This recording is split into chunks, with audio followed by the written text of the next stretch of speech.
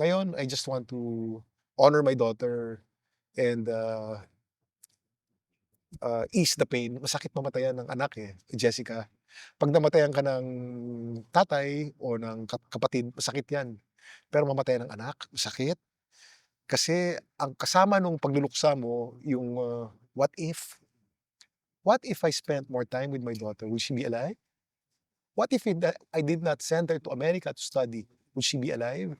What if I got another yaya? Would she be alive? Ang daming ganyan. Kaya ang sakit mamatayan ng anak dahil may kasamang pagsisisi sa sarili. But this is all part of the grieving process. Pagdadaanan ko lang lahat ito, but I'll be okay. I'd like to go back to work. Tapusin lamang natin 'to. Yeah. I don't know what to say. Know what to say, Kim. Ano nga, eh, parang, "Lord, kahit bigyan mo ako ng cancer, okey, tiisin ko 'yan, eh." Madali ang ano, eh, madali ang physical pain. Titiisin mo 'yan, eh.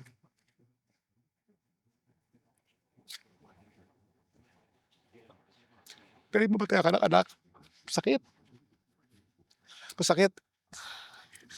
Hindi mo alam saan galing yung sakit, masakit lang. Sakit sa lahat. Sabi ko nga, "Lord, kahit bigyan mo ako ng cancer sa buto, titiisin ko, eh. Dasal ko sa'yo araw-araw 'yan si Eman, eh." But you know, may mga tanong ako kay Lord, pero ang faith ko sa kanya hindi nagbabago. I still thank Him for everything. I know that this is for good reason. And I know that the Lord did this because I know the plan is good. I still have faith in the Lord.